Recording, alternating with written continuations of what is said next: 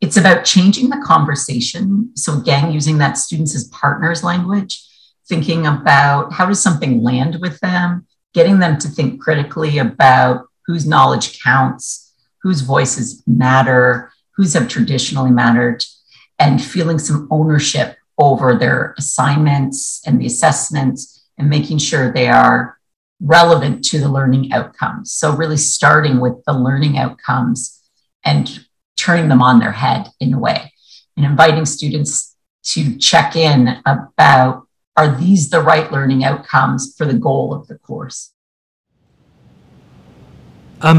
First, I think going back to let's define it so we have an understanding across the institution of what that actually means.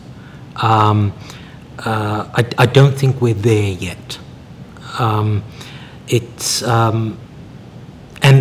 how do we get there? I think we engage in conversations.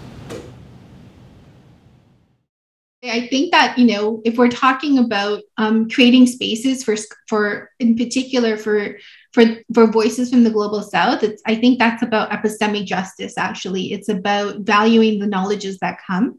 And it's about knowing that there are people who would want to share those knowledges and be offered a space to do it. And then there are those who do not want to, and that there are some knowledges, as with Indigenous knowledges on this land, that should not be shared widely, right?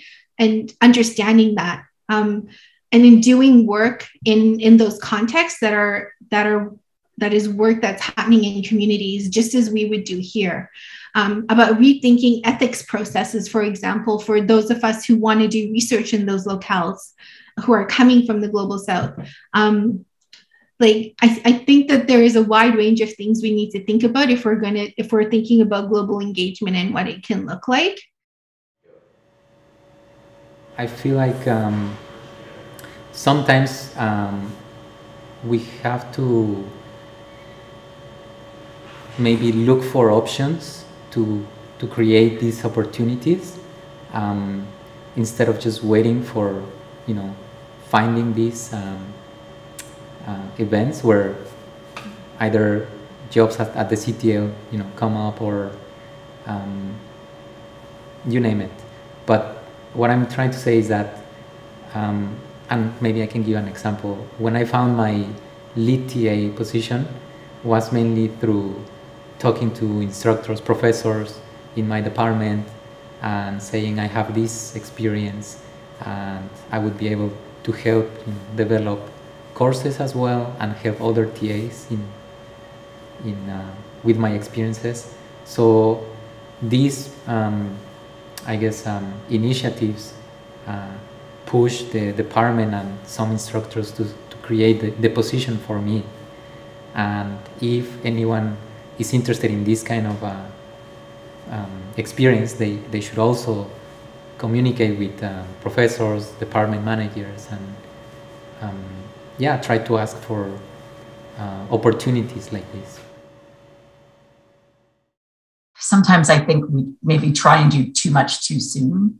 And one of the things I really like that I've learned through the Center of Teaching and Learning is it's okay to just start by doing one thing.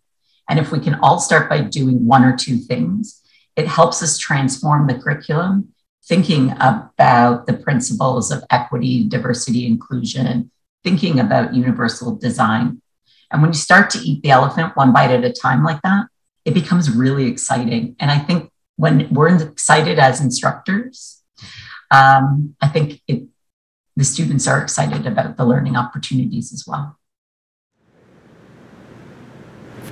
For me, I feel Queen's is like lacking like the diversity of scholarship, because there are not that many faculty members actually are people of color, although like these years there are more and more, especially due to like Black Lives Matters movement. So I can see that the university is it's trying to recruit more scholars with different cultural backgrounds, which is good, but I think it's still far from enough.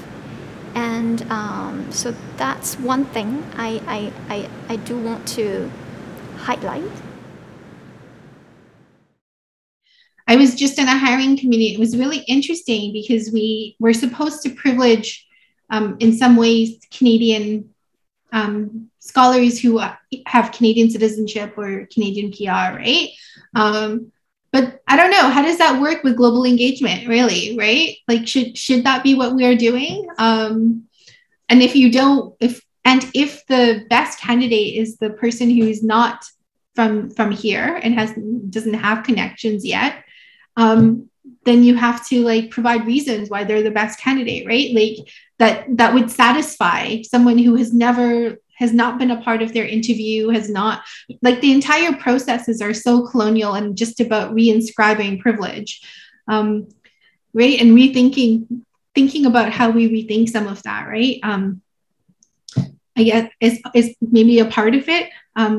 Yeah, I mean, I definitely agree with whoever said that we should hire more people from other parts, especially from the global south, I think, for these positions. I think the most important thing to remember is that we are a global community, both as a student body and as a faculty, and we are better for that.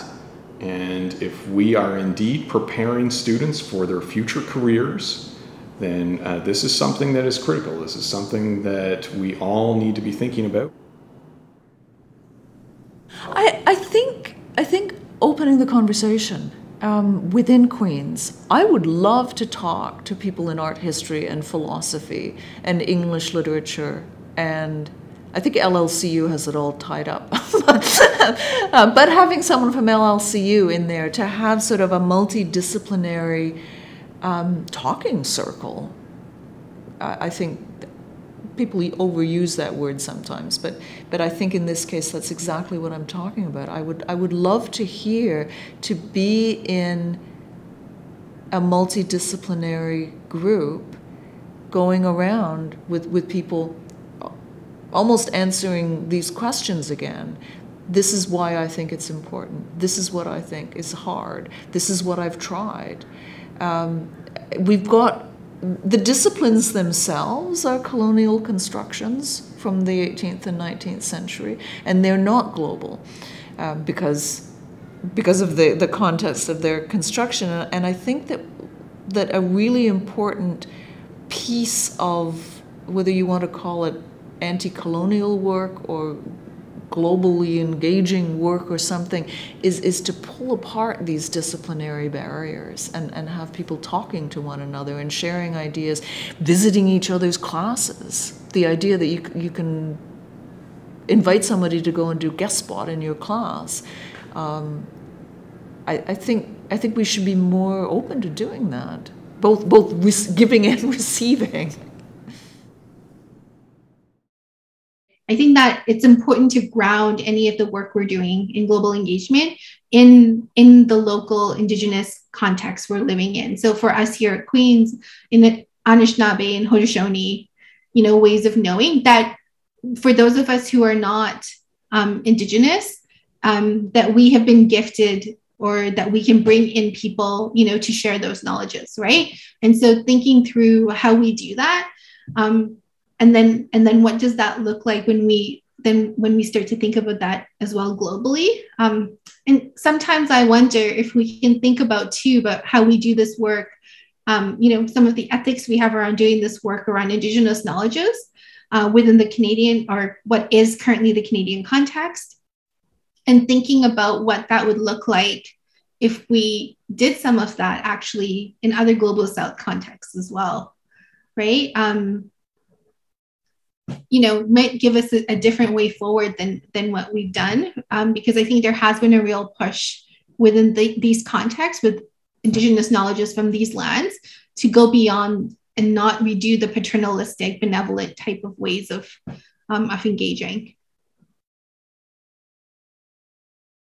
Some of the conversations actually I have with colleagues when they say they can't indigenize the classroom, they can't decolonize, they can't, because they're in hard scientists. And I'm always like, that's so surprising to me, because it's really about, again, whose knowledge has mattered for all the times, right? And who was at the table when that knowledge was created, and whose voices are missing.